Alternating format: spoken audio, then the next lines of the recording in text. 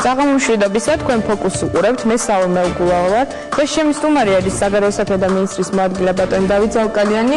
ჩვენ ვისაუბრებთ საქართველოს საგარეო გამოწვევებზე. ბატონ დავით, მოგესალმებით, ძალიან დიდი მადლობა მობრძანებისთვის, მაყურებლისთვის ვიტყვი, რომ ჩვენ გადაცემის მეორე ბლოკში უკვე შალვა თათუხაშვილის საქმეზე ვისაუბრებთ. ქუთაისიდან ჩაგვერთვება ვიცე-სპიკერი მანანა კობახიძე, სტუდიაში კი ჩემი სტუმარი იქნება ერთიანი ნაციონალური მოძრაობის წევრი ზურაბ ჭიაბერაშვილი. ბატონ დავით, თქვენთან დავბრუნდებით პირველ რიგში ძალიან დიდი მადლობა მობრძანებისთვის.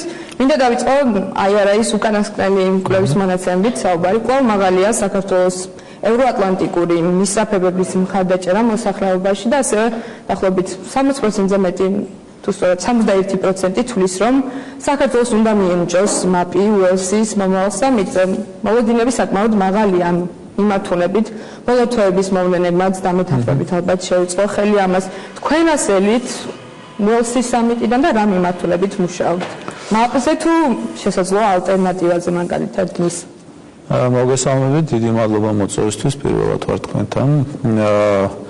მართლაც ვძანებთ, ძალიან მნიშვნელოვანი გამოწვევა გველის საგარეო პოლიტიკური მიმართულებით, კერძოდ ევროატლანტიკური ინტეგრაციის კუთხით. წელს ჩვენ ველოდებით უელსის სამიტს და ამ სამიტზე, რა თქმა უნდა, საკმაოდ მაღალი მოლოდინები გვაქვს. ვეთანხმები ასევე IRA-ის გამოკითხვის მონაცემებს იმასთან დაკავშირებით, რომ საქართველოს მოსახლეობის ძალიან დიდი ნაწილი მხარს უჭერს ევროატლანტიკურ ინტეგრაციას, ქვეყნის ევროატლანტიკურ კურსს და აქედან გამომდინარე ჩვენ როგორც ხელისუფლება და მთავრობა, რომელიც პატივისცემთ ხალხის არჩევანს, ბუნებრივია, რომ ჩვენი მთავარი საგარეო პოლიტიკური პრიორიტეტიც ეს გახლავთ.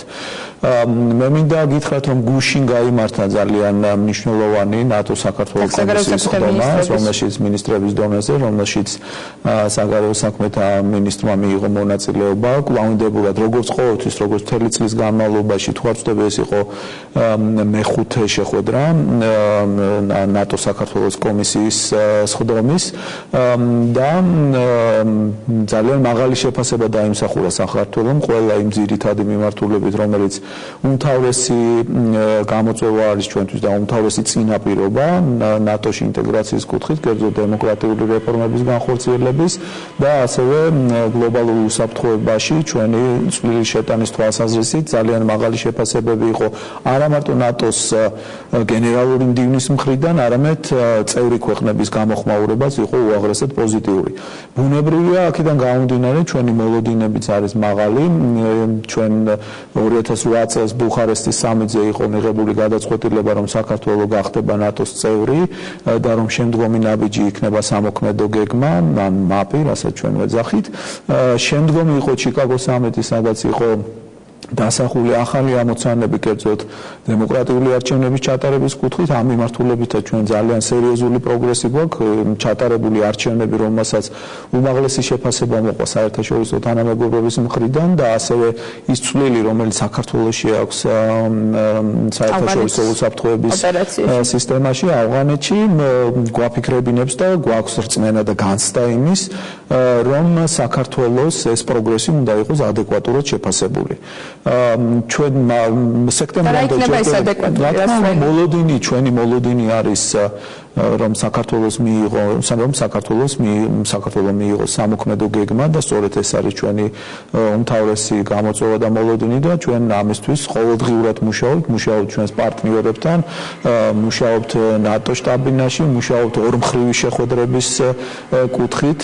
მთელი ჩვენი საგარეო უწყება მობილიზებული არის იმისთვის, რომ ორმხრივ დიალოგში ნატოს პარტნიორ ქვეყნებთან სწორედ ეს საკითხები იყოს განხილული და მე იმედი მაქვს, რომ და ის ფონი, რომელიც შეიქმნა კერძოდ უკრაინაში მიმდინარე პროცესები მაქვს მხედველობაში, მნიშვნელოვანად განაპირობებს ალბათ მომავალში ნატოს წევრი ქვეყნების გადაწყვეტილებას საქართველოს პროგრესის ასახვის კონტექსტში.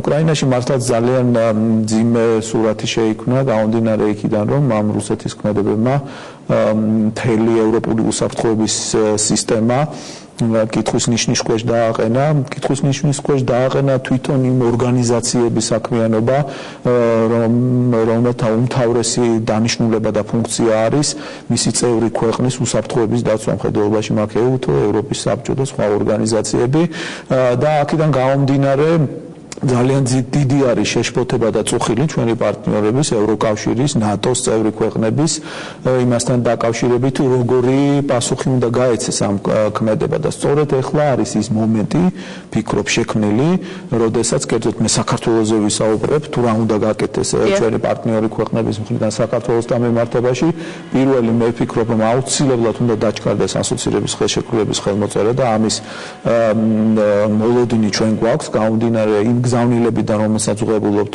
ყველა ევროპული დედაქალაქიდან. ამის დაპირება იყო საუბარი, უკვე ივნისის თვეზე არის საუბარი.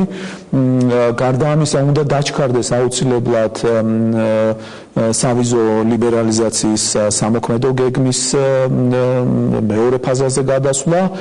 ჩვენ ძალიან სერიოზული პროგრესი გვაქვს პირველ ფაზასთან დაკავშირებით, სწორედ დღეს იმყოფებოდა დელეგაცია ევროკავშირის ფაქტების დამდგენი მისია, რომელმაც გაიარა ის პროგრესი ჩვენთან ერთად, რომელიც მიმართული იყო პირველი ფაზის, ანუ საკანონმდებლო ფაზის შესრულებასთან დაკავშირებით.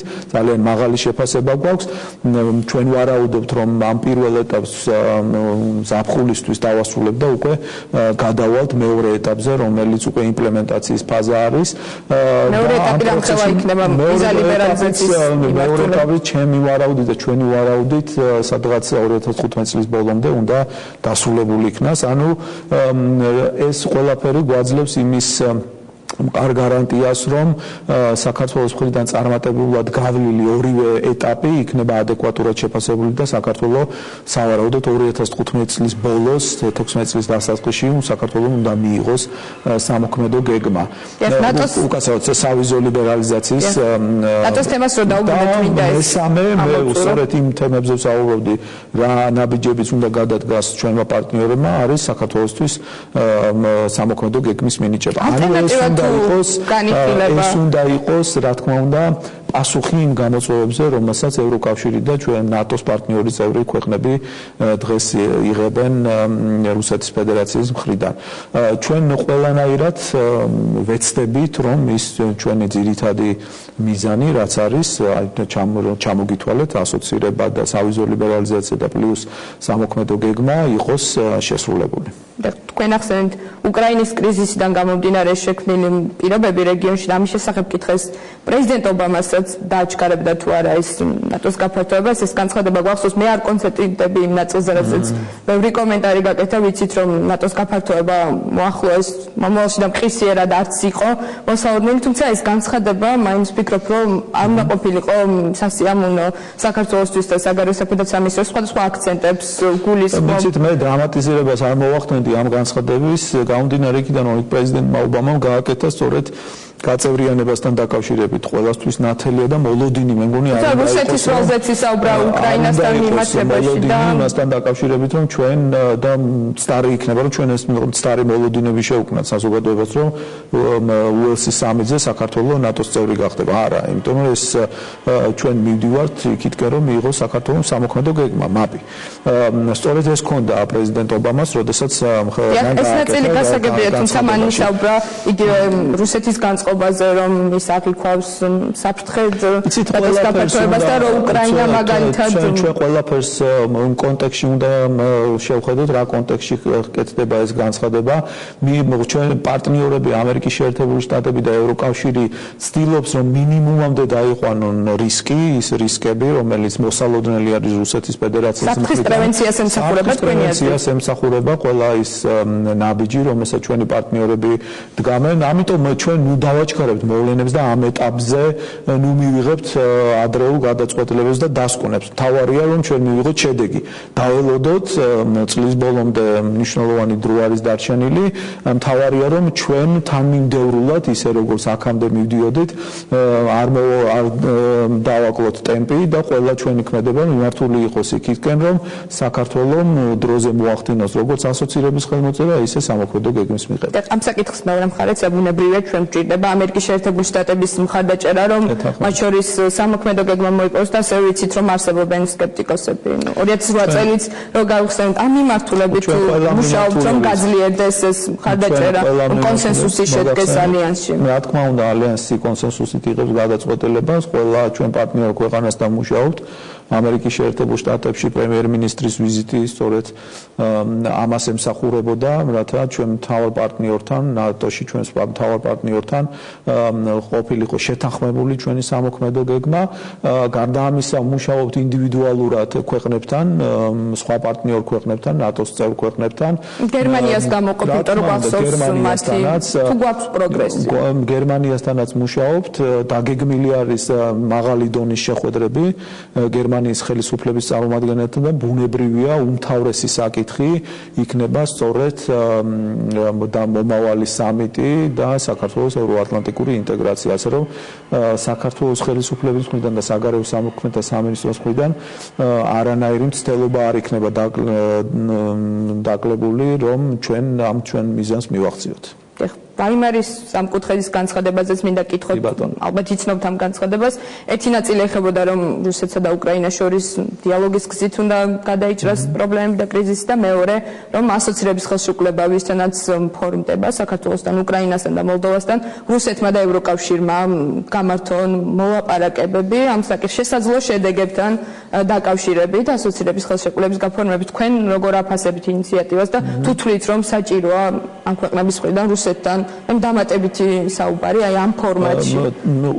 მე ყურადღებით წავიკითხე ეს განცხადება რამდენჯერმე და ჩემი ანალიზი ამ განცხადების კითხვის ეყრდნობა იმას, რომ ძალიან მნიშვნელოვანი არის, რომ ევროკავშირის წევრი ქვეყნები მუდმივად აკეთებდნენ განცხადებებს ასოცირების ხელმოწერამდე დარჩენილ პერიოდში საქართველოსთან, უკრაინასთან და მოლდოვასთან მიმართებაში, რადგან ეს ხას უსვამს მათ მუდმივ ინტერესს ჩვენთან დაკავშირებით. სწორედ ამ კუთხით დავინახე პირველ რიგში მე ეს განცხადება. მეორე მიმართულება თქვენ ახსენეთ, რომ იქ არის საუბარი რუსეთთან დიალოგზე, ევროკავშირის რუსეთთან დიალოგზე, მაგრამ ჩვენ რა თქმა უნდა ძალიან მნიშვნელოვანია საქართველოსთვის ასოცირების ხელშეკრულება არის. ხმა ხო არ ეძლევა რუსეთს ამით საქართველოს და ევროკავშირის შორის ურთიერთობები და ის მოლაპარაკებები, რომელიც მიმდინარეობდა ასოცირების ხელმოწერების პარაფირების შემდეგ უკვე ხელმოწერამდე დარჩენილ პერიოდში ეს არის ჩვენი ორმხრივი ურთიერთობის საგანი. და აქ რა თქმა უნდა მესამე მხარეს მხედველობაში მაქვს რუსეთს. არანაირი ზემოქმედების ბერკეტი არ აქვს და არ უნდა იყოს ეს ვაიმარის განცხადება იმ კონტექსტში აღქმული, რომ თითქოს ეს არის მათთვის თუმცა ლავროვმა განცხადება გააკეთა, რომ მან ეს მოიწონა, რომ რაღაცა უკან დახევა ან თქვათ მათი ჩართვა ამ მოლაპარაკების პროცესში. ჩვენ ასე გამოიყურება ეს განცხადება. მოლაპარაკების პროცესი დასრულებული არის დარჩენილი მხოლოდ ტექნიკური საკითხები. არანაირი მოლაპარაკება არ გადაიხედება და არანაირი კითხვის ნიშნები საქართველოს და ევროკავშირის შორის ასოცირების ხელმოწერასთან დაკავშირებით არ არის და ამ ვაიმარის განცხადებით ეს კითხვის ნიშნები არ ისვნება. აქ საუბარია იმაზე, რომ შემდგომ, როდესაც ხელი მოეწერება, რომ რუსეთთან ევროკავშირმა ისაუბროს ამ ხელშეკრულების უპირატესობებზე, სიკეთეებზე, რომ ეს ხელშეკრულება რუსეთის მხრიდან არ იყოს აღქმული, როგორც მათთვის მტრულად გადადგმული ნაბიჯი. ეს საჭიროა ამ შემთხვევაში. რაც უფრო მეტი იქნება ევროკავშირის, ჩვენ ევროკავშირის წევრ პარტნიორებთან, როდესაც ვსაუბრობთ, ყოველთვის მათთან ხას უსვამთ, რომ საქართველოს საკითხი იყოს საკმაოდ მაღლა წამოწეული მათ დიალოგში რუსეთის ფედერაციასთან, იმიტომ რომ რუსეთის ფედერაცია წინასაარჩევნო დაპირება ქართული ოცნების წესი იყო, რომ არ უნდა ყოფილიყო საქართველოს დაპირისპირების საგანი რუსეთსა და დასავლეთს შორის. არა, დაპირისპირებაზე არ არის საუბარი, სწორედ იმაზე არის საუბარი, რომ სწორად განემარტოს რუსეთის ფედერაციას, რომ ეს ხელშეკრულება, რომელსაც ჩვენს ხელს მოვაწერთ, ასოცირების ხელშეკრულება არ იყოს აღქმული მათ მხრიდან, როგორც მათ წინააღმდეგ გადადგმული ნაბიჯი, ან რაიმე მტრული. აქვს ამას აზრი. იგი უკრაინის მოვლენები რომ გავითვალისწინოთ რუსეთს თავისი მიზნები აქვს ამ რეგიონში ცხადია. ის კონტექსტიც რომელიც მე ობამას განცხადებასთან დაკავშირებით ვახსენე, კიდევ აღხედულებაში უნდა მივიღოთ კონტექსტი და ის გარემოება, რა გარემოშიც იყო ეს განცხადება გაკეთებული, სწორედ პრევენციის რისკების მინიმუმამდე დაყვანის თვალსაზრისით. ამიტომ ამ სამი ძირითადი კომპონენტის შერწყმით თუ შევხედავთ ამ განცხადებას, მიხვდებით, რომ ეს საქართველოსთვის სასიკეთოდ და ჩვენი ინტერესებიდან გამომდინარე განცხადება არის და არა ვთქვათ რაღაცა რუსეთისთვის დათმობა ან რაღაცა უკან დახევა.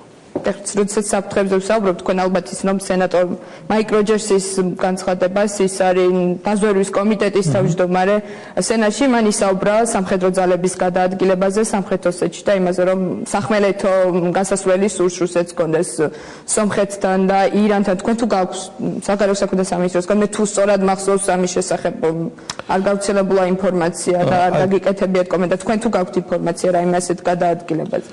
ჩვენ ძალიან ყურადღებით და სერიოზულად სწავლობთ ყველა იმ გამოწვევებს, პოტენციურ საფრთხეებს, რომელიც შეიძლება ქვეყანას ჰქონდეს ამ ძალიან რთულ პერიოდში. ეს განცხადებაც რა თქმა უნდა ისე როგორც სხვა განცხადებები, რომელსაც ევროკავშირის და სხვა ჩვენი პარტნიორი ქვეყნები აკეთებენ, რა თქმა უნდა არის გულდასმით და ძალიან ყურადღებით განხილული ჩვენი უწყების მიერ, სხვა უწყების მიერ და ბუნებრივია ჩვენს მიერ არის შემუშავებული ის კონტრზომები, კონტრნაბიჯები, რაც უნდა გადაიდგას იმ შემთხვევაში თუ ინფორმაციას ამ შემთხვევაში არსებობს ასეთი გადაადგილება. რა თქმა უნდა ის მონაცემები, რომელსაც იგივე ამერიკის შეერთებული შტატები აჟღერებს, რომ რუსეთის ფედერაციამ გაზარდა თავისი საჯარისო შენაერთები რუსეთ-უკრაინის საზღვარზე, ეს რა თქმა უნდა ჩვენთვისაც ცნობილი არის და თვით რუსეთის ფედერაციაც არ მალავს ამას, იყო თუ არ ვცდები ლავროვის განცხადებაც, რომ ეს მათი საქმეა თუ საით გადაადგილდებიან ყველა მიმართულებით იგივე ჩვენს ოკუპირებულ ტერიტორიებზე არსებული სიტუაცია ჩვენ ვფლობთ. ამის შესახებ ინფორმირებული გვყავს ჩვენი პარტნიორი ქვეყნები. ამის შესახებ საუბრობთ ჩვენ რა თქმა უნდა ჟენევის ფორმატში, რომლის 27 რაუნდი სულ ახალხანს დამთავრდა, რომელშიც მივიღეთ მონაწილეობა და ყველა ის საფრთხეები და გამოწვევები, უსაფრთხოების სიტუაცია, რომელიც შექმნილი არის ოკუპირებულ ტერიტორიებზე, ეს არის მუდმივად ჩვენი და ჩვენი პარტნიორების საუბრის თემა, იგივე ჟენევის ფორმატში და ორმხრივ ფორმატებშიც. ქალბატონმა მაია ფანჯიკიძემ თქვა, რომ შესაძლოა პროვოკაციები შეჩერდეს და შეწყდეს საოკუპაციო ხაზის გასწვრივ გულისხმობა და დაგეყნოთ თქვენ ამ შემთხვევაში, რომ კარასინმა გითხრათ ამის შესახებ შეხვედრისას. რამდენად სანდოა კარასინი ასე? იქ საუბარი გვაქვს, რა თქმა უნდა, სწორედ ამ ავთუხლართების საკითხზე, ანუ ოკუპირებულ ტერიტორიაზე, კერძოდ ცხინვალთელის საოკუპაციო ხაზის გასწვრივ, ისევ აფხაზეთში მიმდინარე ამ პროცესებზე. მე ძალიან მწვავედ დავაყენე ეს საკითხი ჟენევის მოლაპარაკების პროცესში. იყო გარკვეული წინა რაუნდზე, ამ ბოლოს წინა რაუნდზე, გარკვეული დაპირება იმასთან დაკავშირებით, რომ ეს აქტივობები იქნებოდა შეჩერებული. ეს მართლაც ესე იყო მთელი ამ პერიოდში, ოლიმპიადის მსვლელობის პერიოდში ეს აქტივობები არ მიმდინარეობდა, თუმცა შემდეგ ოლიმპიადის შემდეგ ზუსტად მეორე დღეს თუ არ ვცდები განახლდა ერთ-ერთ სოფელში იყო ამ განახლების მცდელობა, გარდა ამისა იყო ორჯერ საჰაერო სივრცის დაარღვევა, კერძოდ გორის მიმართულებით და ასევე აფხაზეთის მიმართულებით. ყველა ეს საკითხი იყო ძალიან მწვავედ დასმული ჟენევის მოლაპარაკებებზე. რუსეთის ფედერაციას ჩვენ ფაქტობრივი მასალით წარუდგინეთ თუ როგორ მოხდა საჰაერო სივრცის დარღვევა და სწორედ ის მავთუხლართების დამონტაჟების პროცესი. გარდა ამისა, ერთადერთი ბერკეტი ჩვენი არის სწორედ ის, რომ რაც შეიძლება ხმამაღლა და რაც შეიძლება მეც ჩვენ პარტნიორს და საერთაშორისო თანამეგობრობის წევრს და ყველა იმ მოთამაშეს, რომელიც ჟენევის მოლაპარაკების პროცესშია ჩართული, მივაწოდოთ ეს ინფორმაცია და მოვახდინოთ მათი მხარდაჭერის კონსოლიდაცია და ამ სიტუაციაში ვფიქრობ, სწორედ ეს არის ჩვენი ერთადერთი სამოქმედო ბერკეტი რუსეთის ფედერაციაზე, რათა მან შეწყვიტოს მსგავსი სახის არაკანონიერი ქმედება. თვლით თუ არა რომ პირდაპირ აგრესიის საფრთხე არსებობს რომ გავაგრძელოთ ეს კი აი არა ის კვლევა მინდა გავიხსენო საფრთხედ მიიჩნევს მოსახლეობის ძალიან დიდი ნაწილი 75% და ნუ ეს გაზრდილი გასაგებია იყო უკრაინის მოვლენები და ასე შემდეგ ჩვენ პირდაპირ ეთერში ვისურვებთ აგრესია და 25% ყოველი მეოთხე ადამიანი შეიძლება ითქვა ომის საფრთხეს ხედავს უკრაინის პროცესებმა უკრაინაში განვითარებულმა მოვლენებმა და კერძოდ აგრესიამ და ანექსიამ ყირიმის გაამძაფრა ეს შეგრძნება ჩვენს მოსახლეობაში, ამიტომ ჩვენ ყველა გამოწვევისთვის მზათა ვართ, ყველა გამოწვევა არის ძალიან სერიოზული განსჯის და შესწავლის საგანი, მაგრამ ერთი რამე მინდა ვთქვა, რომ ჩვენ ძალიან მაღალი პასუხისმგებლობით ვეკიდებით ამ შექმნილ სიტუაციას და ჩვენი წილი პასუხისმგებლობა რაც არის, ანუ იმ პროვოკაციებზე არ წამოგება და ასე ვთქვათ, საპასუხო ქმედებებისგან თავის შეკავება, ეს იქნება უმთავრესი ჩვენთვის გამოწვევა და რა თქმა უნდა, ამაში ჩვენ გვჭირდება ძალიან სერიოზული მხარდაჭერა საერთაშორისო თანამეგობრობის. ანუ ჩვენი თანმიმდევრული ნაბიჯები და ამ პროვოკაციებზე არ წამოგებით, უნდა დავეხმაროთ ჩვენს პარტნიორებს დასავლეთში, რომ დაგვეხმარონ ჩვენ. აი ეს არის ძირითადი ასე ვთქვათ გეზი და ხაზი. უკრაინის მაგალითი რო გავხსენოთ, იქნება ეს საკმარის ჩვენ ყირიმში ნახეთ მათი რომ დღევანდელი რუსეთის შემდგომი ნაბიჯების წინასწარ გასჭრედა ძალიან რთულია, იმიტომ რომ ის რაც მათ განახორციელეს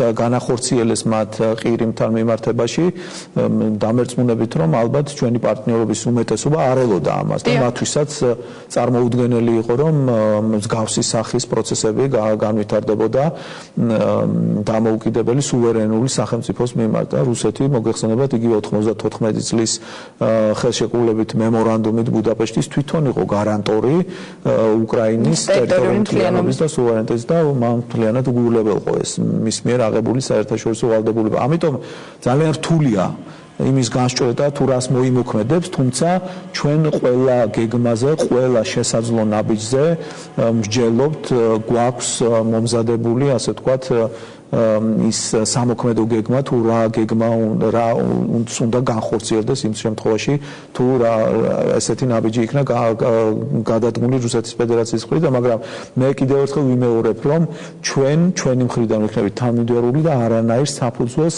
არ მივცემთ რუსეთის ფედერაციას, რომ საქართველოს იყოს ჩათრეული რაიმე სახის პროვოკაციაში. და ერთ კითხვასაც დაგისვამთ რუსეთის თემას ამოვწურავ, ასეთი ინფორმაცია ვრცელდება, რადგან დაზუსტებული ინფორმაცია არ გვაქვს, მაგრამ მინდა გკითხოთ, ეხება რუსეთის მოქალაქეობის დამადასტურებელი მოწმობების გამარტივებული წესით გაცემა საქართველოში რუსეთის საელჩოს მიერ საუბარია სამცხე-ჯავახეთის რეგიონის მოსახლეობაზე და არა მხოლოდ რუსულ ენოვან მოსახლეობაზე საქართველოში. თქვენ რა ინფორმაცია გაქვთ? მეც ბუნებრივია შევიტყვე, მედიაში გავრცელდა დღეს მსგავსი სახის ინფორმაცია.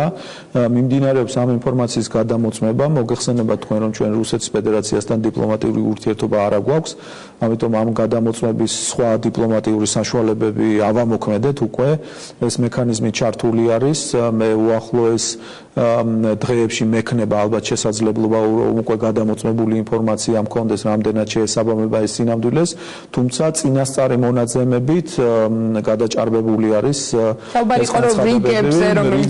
რიგები, როგორც წესი ჩვეულებრივი არის რუსეთის ფედერაციის ანუ ინტერესთა სექციის შენობასთან, იქ სხვადასხვა სახის საკონსულო მოქმედებები ხორციელდება, არის ვიზების გაცემა, ლეგალიზაცია და ასე შემდეგ. ამიტომ ძნელი განსასაზღვრია იქ რიგში მდგომი ადამიანი, რომელი ელოდებათ, შესაძლებელია იყოს ისეთი 1-2 შემთხვევა, როდესაც მაგალითად მოქალაქეს უნდოდათ რუსეთის ფედერაციის მოქალაქეობის აღება, მაგრამ ამ მასშტაბურობა ამ ჩემი ინფორმაციით, დღევანდელი ინფორმაციით, რაც მე გამაჩნია, ის არანაირი მასშტაბურობა ამას არ აქვს, შეიძლება 1-2 შემთხვევა იყოს, მაგრამ ჩვენ მაინც რათხან ეს ინფორმაცია გაჩნდა, ამ ინფორმაციას გადამოწმება მიმდინარეობს სხვადასხვა დიპლომატიური არხებით და მექნება შესაძლებლობა, რომ რამდენიმე დღეში უფრო დეტალური და დაზუსტებული ინფორმაცია მქონდეს ამასთან დაკავშირებით. და ბოლოს მინდა შიდა სიტუაციაზე კითხოთ, თუმცა კონტექსტში ევროატლანტიკური ინტეგრაციის კონტექსტში ბოლოს ერთ-ერთი გახმაურებული შემთხვევა იყო, როდესაც ყოფილი პრეზიდენტი მიხეილ სააკაშვილი დაიბარის დაკითხვაზე ამას მოყვა გამოხმაურება, მათ შორის სახელმწიფო დეპარტამენტის მხრიდან საკმაოდ ღია ტექსტი იყო, კითხვის ნიშნები და ეჭვები შესაძლო პოლიტიკურ ანგარიშწორებასთან დაკავშირებით. წარსულშიც ყოფილა ასეთი განცხადებები, რომ არ უნდა დარჩეს შტაბ-ეცვლილება პოლიტიკურ ანგარიშწორებებთან დაკავშირებით. თქვენ ეს რა მნიშვნელობა ექნება ამას, იმიტომ რომ არაერთი საქმეა ჩვენ ვიცით. რა თქმა უნდა, ჩვენ მუშაობთ ჩვენს პარტნიორებთან ამ მიმართულებით, იგივე ამერიკის შეერთებული შტატების სახელმწიფო დეპარტამენტის განცხადება აქმული იყო როგორც მეგობრული რჩევა, იქ საუბარი იყო იმაზე, რომ კანონზე მაღლა არავინ არ უნდა იდგეს, რომ კანონის უზენაესობა არის უმთავრესი პრიორიტეტი. ჩვენ ძალიან ღია ვართ საერთაშორისო თანამეგობრობასთან ამ მიმართულებით თანამშრომლობის კუთხით. ძალიან გამჭვირვალეა ჩვენი ხელისუფლება, იცით თქვენ რომ საერთაშორისო თანამეგობრობა მოწვეული ყავს, ეუთოს დამკვირვებლები აკვირდებიან ყველა პროცესს. გარდა ამისა, მინდა ისიც აღვნიშნო, რომ